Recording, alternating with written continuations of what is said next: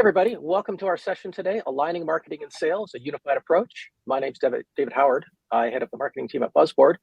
Got two esteemed guests here. I'm going to let them introduce themselves. Sarah, if you want to go ahead. Hi, everyone. I'm Sarah Reese. I am the Director of Demand Generation at Orem. Thanks, Sarah. Sorry, go ahead, Steph. Sorry. Hi, everyone. My name is Steph, and I lead event marketing at ZoomInfo.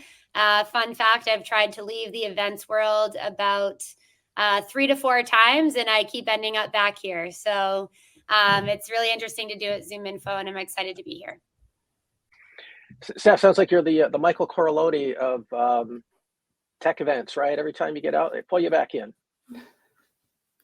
Sorry, if you don't know The Godfather, you won't get the joke. I'm sure there's somebody out there who gets The Godfather. I might just be dating myself with that. So you're gonna have to go back and watch now. Ignore Godfather 3, just watch Godfather 1 and maybe 2. That's all you need to watch.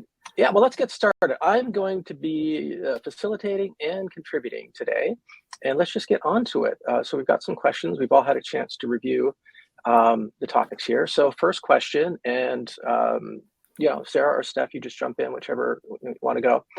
How do you foster open and ongoing communication between marketing and sales? And can you give some examples? Yeah, I'm happy to start with this. I'm super passionate about building these lines of communications because, after all, we're just people building relationships with each other to do some very challenging jobs. One of the things that I have a big privilege of being able to do at Orem is being able to work with our teams directly on their sales floor. Orem is a remote company. So like back in the day when I was in an office, I would walk on up to the sales floor and actually sit in the cubes with my BDRs or my SDRs, which we can't do anymore. Mine are all over the world. But we have a virtual sales floor. And so I can actually just jump in, sit on their sales floor and just hang out, co-work with them, which means I can hear their chatter while they're talking about their days and their weekends and just get to know them as humans. And I think that that's really the first step in like building these lines of communication together. And then the other thing that I do that's been really, really successful throughout my career is try to integrate myself into their workflows as much as possible. So I join their meetings. My marketing team joins our weekly sales team meeting, and then we join the sub team meetings as well. And so this makes sure that, we are really acting as one team. I know what their priorities are. I know what they're struggling with. And so with marketing, doing 1,000 different things, I can tailor what I'm sharing with them based on what's most relevant to them in that week or even that day, and tailor it to how they take information and act on it. So those are some of the really practical ways that we build our relationships and communicate together. Yeah, Steph, about you? Jump in? Yeah. Yeah. So I second all of that. It's so true. The switch in my previous role and from pre-COVID was, I'm pretty sure there were moments where I would just be yelling across the floor to, the SDRs, like, hey, whatever happened with such and such? And you can't really do that anymore. So I think what I would add to what you said, Sarah, is just also yes, that ground level. But for me, I always put a sense of urgency on aligning at an executive level.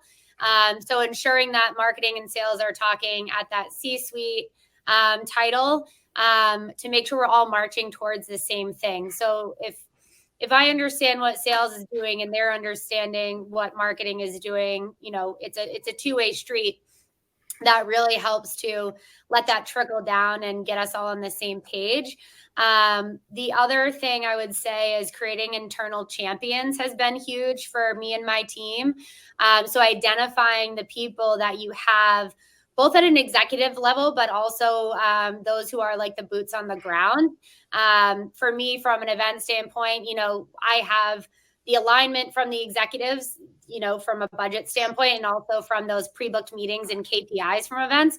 But then you also have those internal champions who are going to be the ones that show up to the event, put in the hard work, and you work with them directly on their target account lists, et cetera.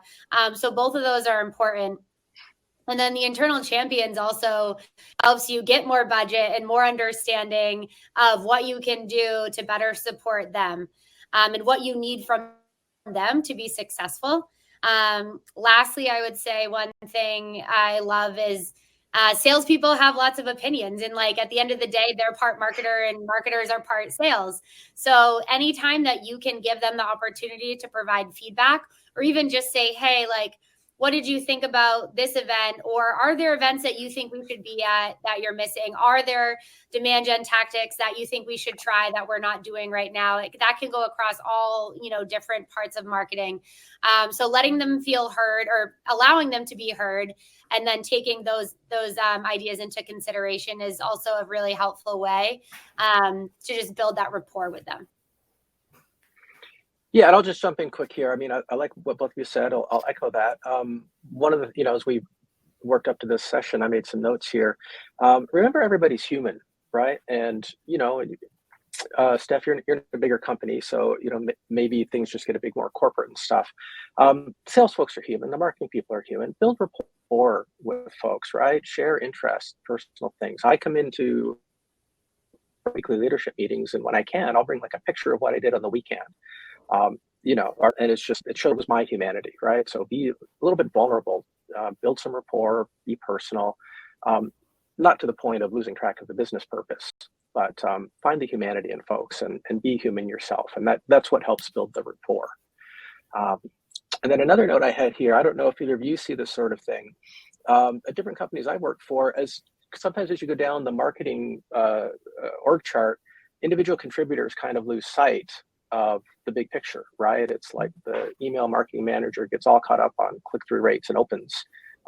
As a marketing leader, you've really got to bring all the individual contributors into the big picture business goals, all the way top down, revenue, bookings, opportunity, all the way down to those individual metrics.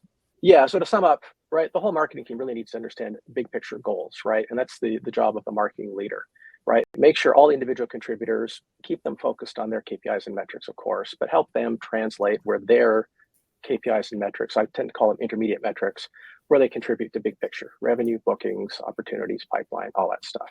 That goes a long way, so that, if you're in marketing at an individual contributor level, the sales folks on the other side don't think that the individual contributors are clueless as to what the sales challenges are. So I think that's important. Yeah, to all add right, to that. Yeah. Oops, sorry. Yeah. I was just going to say, I started doing something super simple. We just call it an information cascade. And so I report into our CMO. So after my team meetings, I go with him and my peers. I go to my team meeting and information cascade everything that we talk about, to a certain extent, of course, down. And so that's a super simple way to take that big thing that we're all running towards and make sure that it trickles down. To your point, I think that's super important.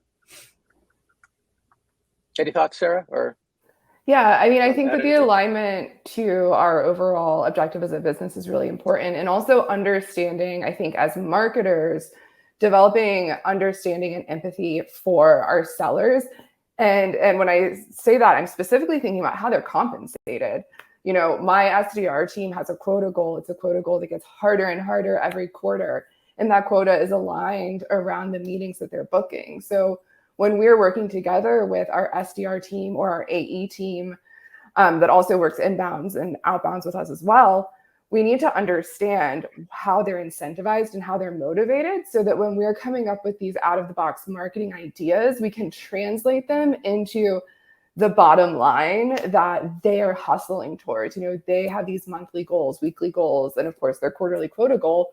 And there's a lot of empathy that you can create for the marketer with the seller that helps us speak their language and translate our ideas and our projects too. And that's been a really big thing that I've been working on with my team. Yeah, that's huge, right? When they know that you know what they're faced with, it goes a long way. Yeah. Well, that's a nice segue to our next question, talking about shared goals, shared success. That's exactly what we're talking about. What approaches have you found effective in aligning goals and metrics of marketing and sales? Steph, let's start with you. Sure. I think it kind of stems from everything we were just talking about, that everything should tie back to the overarching company goals, right? So from that standpoint, the company should be aligned. And then whether your sales and marketing goals are defined separately or together, obviously, like the ideal situation is you're all working towards the same numbers. That's not always the case. But that's where that alignment that we just talked about, and the sales goal, understanding sales goals versus marketing and each other's, and keeping that open line of communication is super important. That's where that comes into play. The other big thing I'll say is having one single point of data. So if you are working from different goal sets, but you're aligning back to the same bigger goals, if you're looking in different platforms with different data, nothing is ever going to line up. So for example, in 2023, when I took over the events team at ZoomInfo, one of our big goals was to build out a dashboard to show the impact that events were having on the business. And we pulled that data from our CRM and into Tableau. And so it's the same information that if we pull an event and we're looking on the account level, it's the same information on that account level that a rep is going into and looking at in Salesforce. So having that single point of data is so crucial here. And then tactically, like leaning into those relationships with your internal champions. And I think this is very aligned to what Sarah was saying about understanding like the pressures that they're under and the specific goals that they're under. An example is if we're going to an event, and I know this is event specific, but I think you can do this with any campaign that you're running, is saying, hey, like, we know that these 10 accounts are on your targeted list. They're also going to be at this event. Like, if you can help me get in touch with these people, we can meet with them live, in 3 weeks at Adobe Summit, for example. And we know, looking at your data, that's a potential revenue influence or pipeline influence of X, Y, and Z amount of dollars. And not only could you close that amount, but you could also upsell in that time, and you could also accelerate the deal because we're going to have executives on site. So like making it very pointed to how their support of you will support them ultimately in their goals based on that singular data point can get you a long way. I love that stuff. Yeah. I love that. We have a really small marketing team at Orem. We're a 120 person company. So definitely a different scale in our ability to do that than what y'all do at ZoomInfo. But we partner, really closely between RevOps and sales to do that type of like account specific. We've seen 8 people sign up for webinars within this one account that you're trying to break into. Let's talk about an outbound play to engage the decision maker, or we're going to be at this event. How do we get them all together? And that's like a really nice way of creating this sense of shared success. It's really hard to track that though. One of the things that I love about Orem and I love about my sales leadership is that we are not interested in playing a credit game, who gets credit for this lead versus this lead. But as a marketing team, I think one of the things that we've done that has given us a lot of clout and respect from our seller organization is we align our metrics to their metrics, which means I carry a revenue number. I don't have a lead goal. I have opportunity and pipeline goal, and I have deals and revenue goal by segment. And I think that like marketers putting that much skin in the game really gives us an even seat at the table. Of course, we have a website and content and events and all of those things that we measure and optimize based on the right marketing metrics. But when we're talking to people outside of our organization, we're starting to introduce them to like attribution and influence numbers and things like that. But at the end of the day, we're talking about how much ARR we've created this quarter and closed. And so I think that that's been a really good way to get on the same page from the start when we built the marketing team here at Orem. The other thing that we've done that I think has been a really, really positive impact on our organization is we focus on I call them the leads that matter, the high intent leads. So we don't ask or require sales to work low intent leads. If it comes in from a content download, webinar, event registration, any of those things, they go into a marketing nurture, and we work with the sales team to mine that list for like interesting people you might want to reach out to or triggers of intent within an organization. But what we actually serve up to them on a golden plate is demo requests. And so when they know that the leads coming through from marketing are demo requests, pricing requests, people who want to contact sales, we get a lot of quick response and quick action. And I think that these are just, other ways that we've built rapport in terms of our processes and our goals together.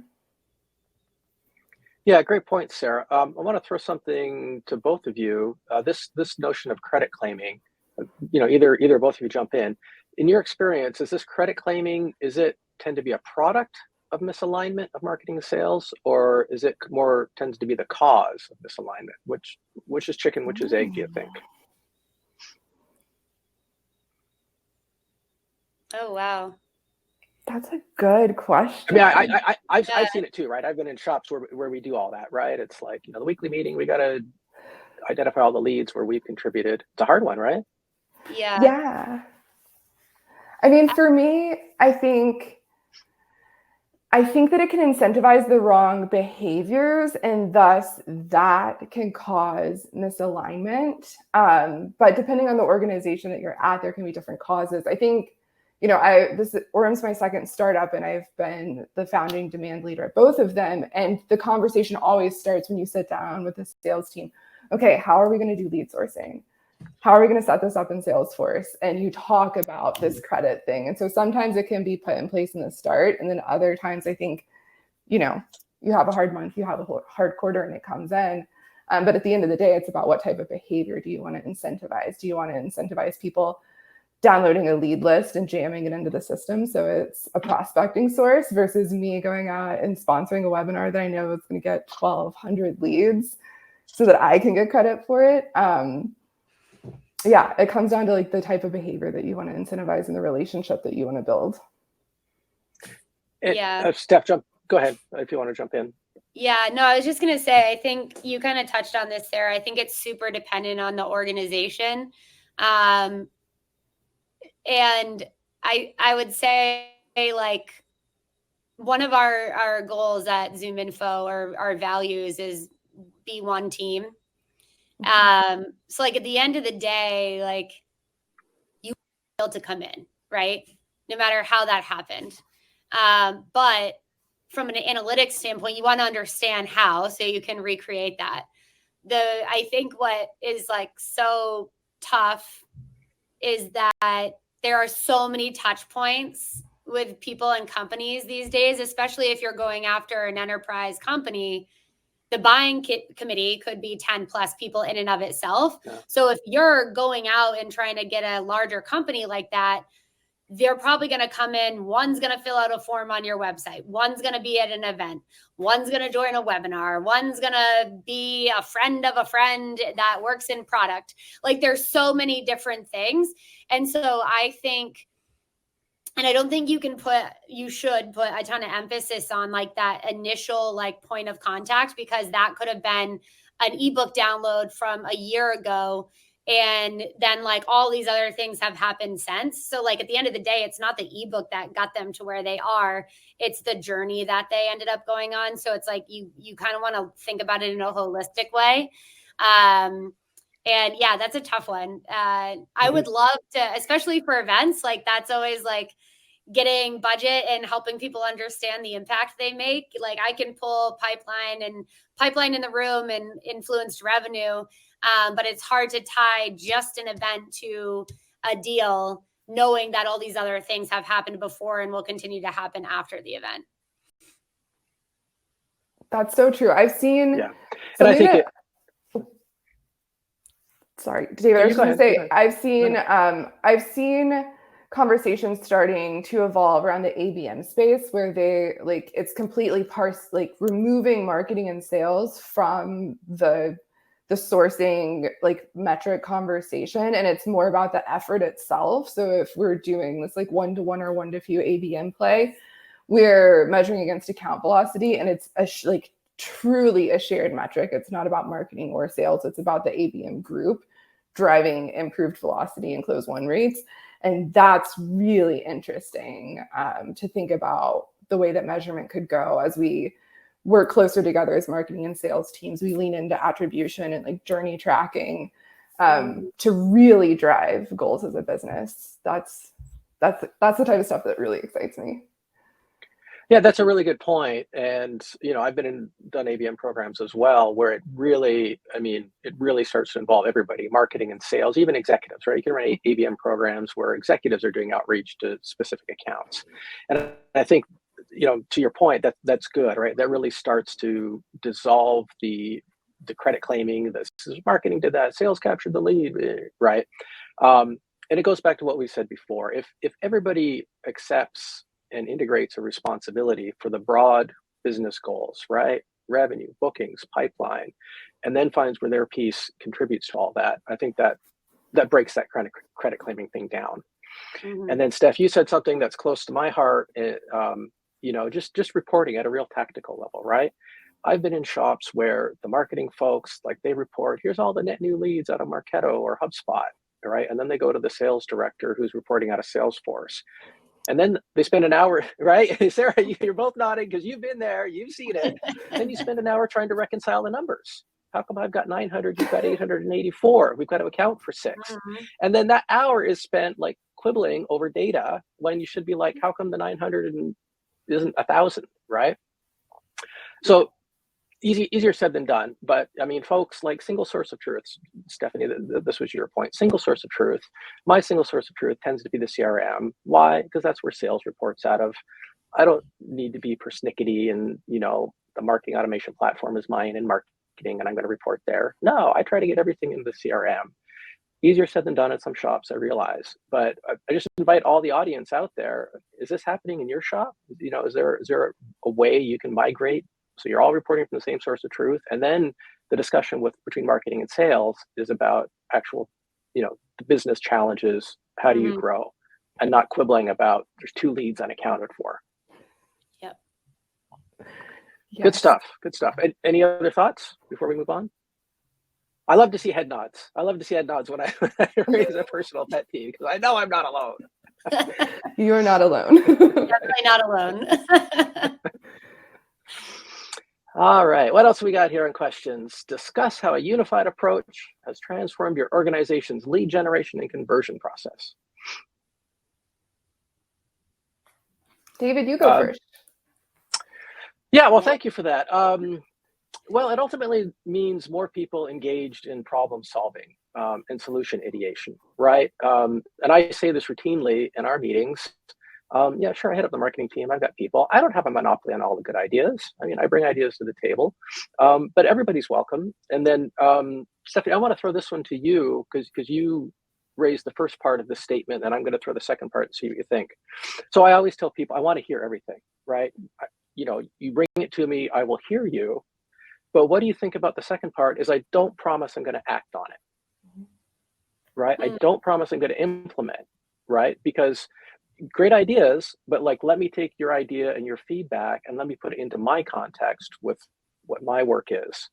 And, great idea, spend $1 million on a Super Bowl ad, right? Love it, great idea. But I'm not going to act on that one because I don't have the budget. So, both of you, what do you think about that approach? Can you act on everything just because somebody brings it to you? I think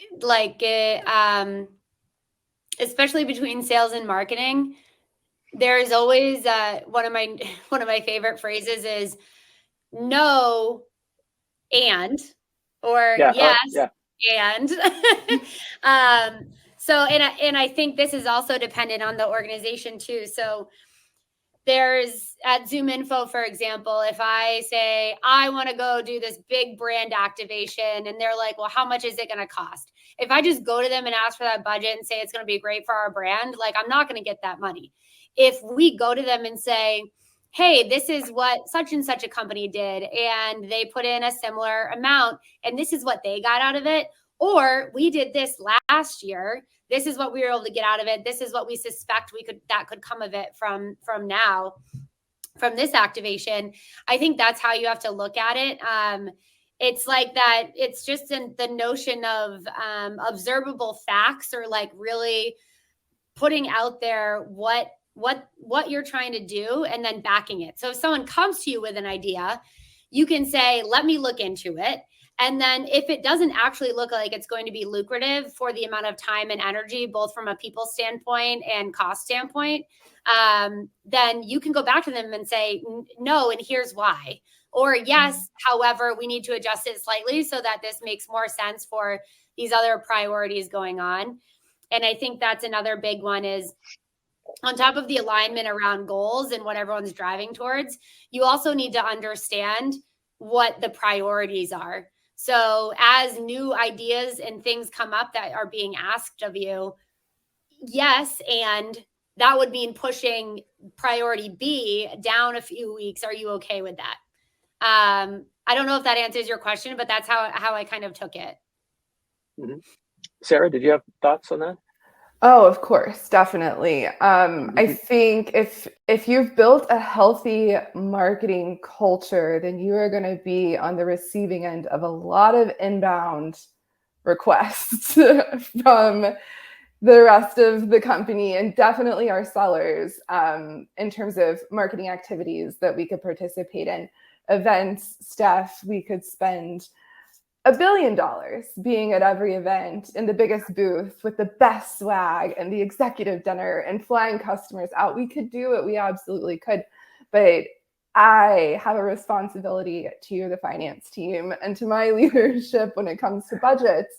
And so it's definitely, using that art of improv and that yes and to keep the ideas coming, and also to right size them.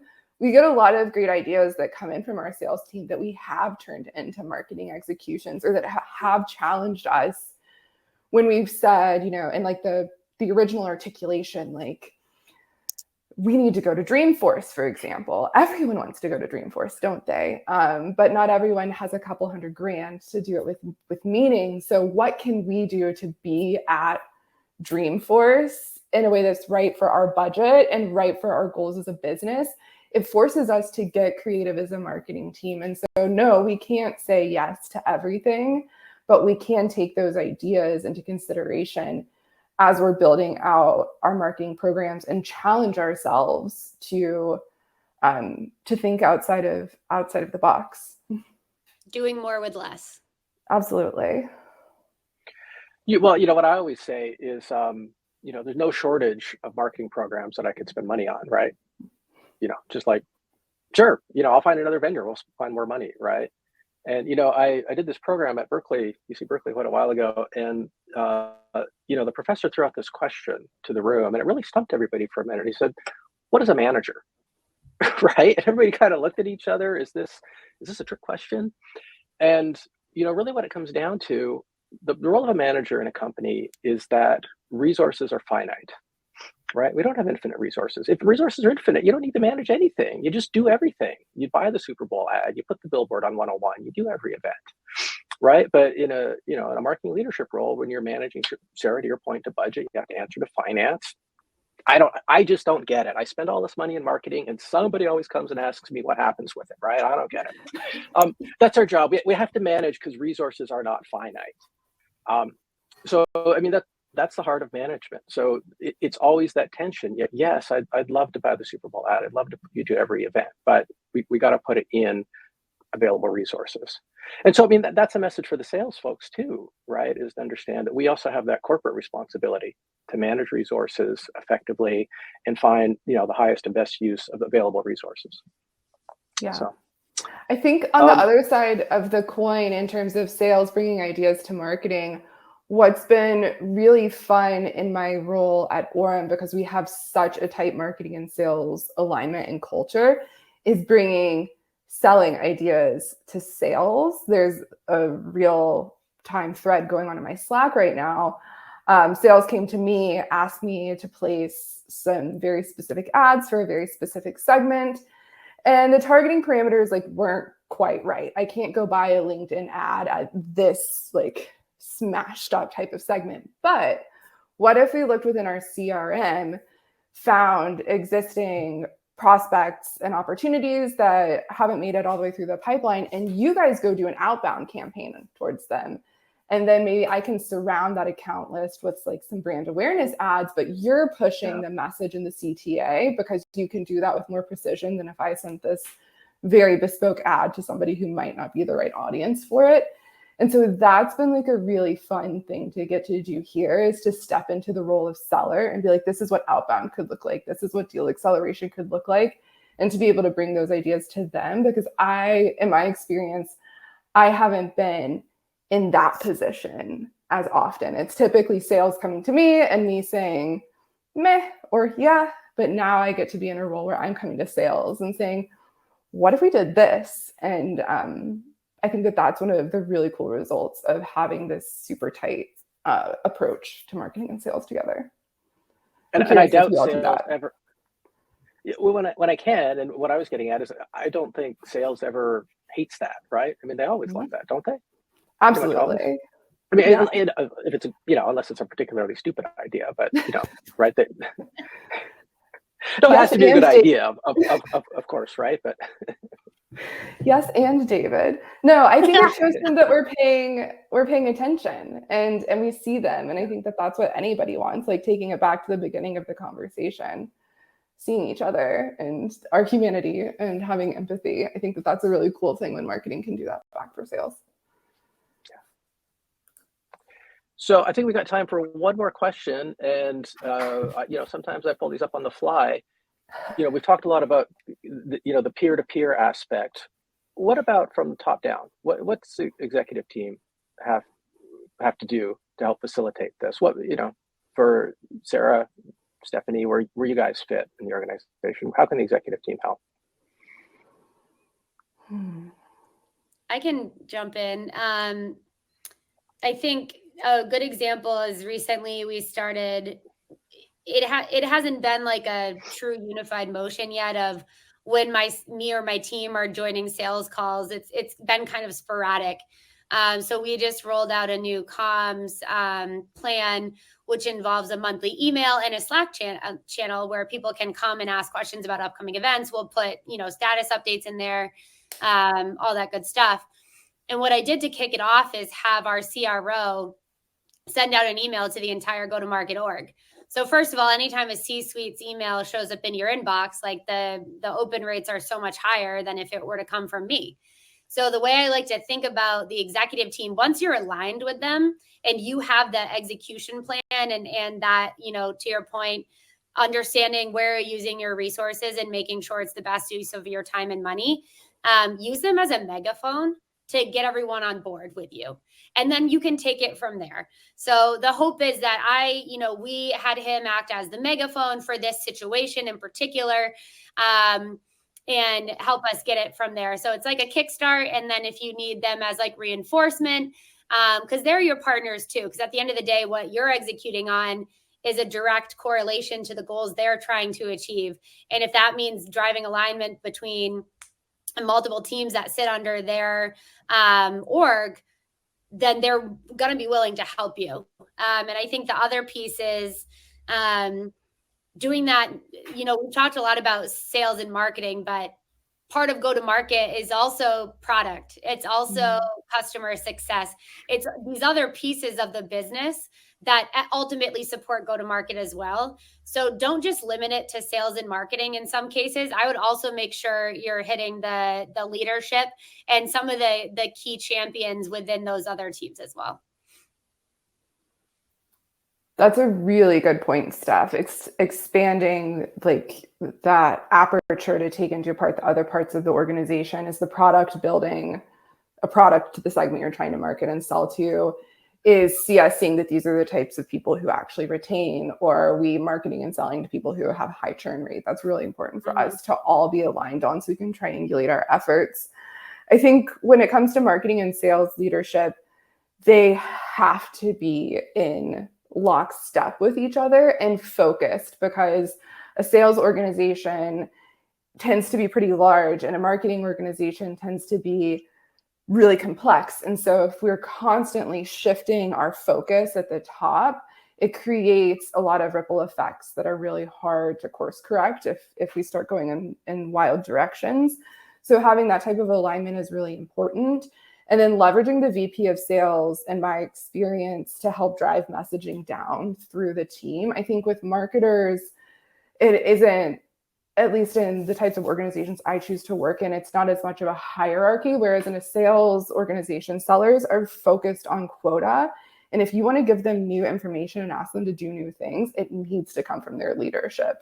And so if marketing is trying to implement a new follow-up process or wants to route leads in a different way, or we want to shift our target persona for this quarter, we need to make sure that the VP of sales fully understands that and is communicating it down through his directs so that it can disseminate out to their team. And when those two things are in place, I think that the peer-to-peer relationships can just flow. Yep. Cool. Thanks for tackling that, both of you. So I'm looking at time. I think we just have time just for some takeaway wrap up. So perhaps each of you, 2 or 3 key takeaways from the session. And I hope you both had fun, by the way. I do my best to make these things fun. Sarah, 2 or 3 key takeaways people should walk away from this. Yeah, great work, David. And keeping it fun and interesting too. I think the humanity piece of it just continues to be something that I feel more and more sure about, just working together as people and creating empathy for our roles. And then I loved that you mentioned using, one source of data to rule them all, reporting out of the same system. That's something I take for granted here at Orem, but I've definitely been in other worlds where we're trying to cross-reference databases and it makes reporting terrible. So that was a great reminder when I'm talking to my friends in the demand space to bring that up if that's an issue that's coming up. Thank you for reminding me of that. Yeah. Steph? Yeah, I think mine would be really focusing on that executive alignment and identifying internal champions, doing more with less, making sure like as you get those requests and as you're strategizing for your own plan, that you're using the best, your time and your money in the best way possible. And then, yeah, definitely that single point of data to help it reinforce that alignment across the teams, not just sales and marketing, but also product, customer success, anything that's within your go-to-market org. Absolutely. I'll just add a couple quick bullets. So, be human. Remember, other people are human. Be vulnerable where you can. Don't overshare, but show your own humanity.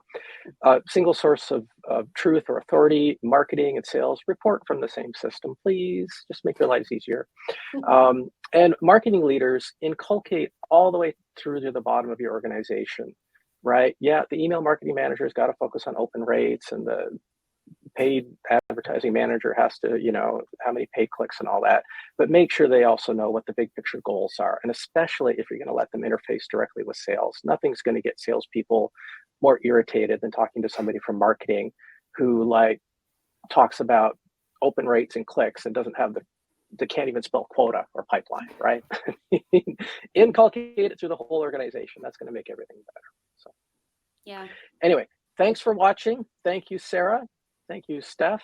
Appreciate it. It's like I said, I try to make it fun. I hope it's been fun to watch, and enjoy the rest of the summit, everybody. Thank you. Thanks, David. Thanks, David. Thanks. Okay.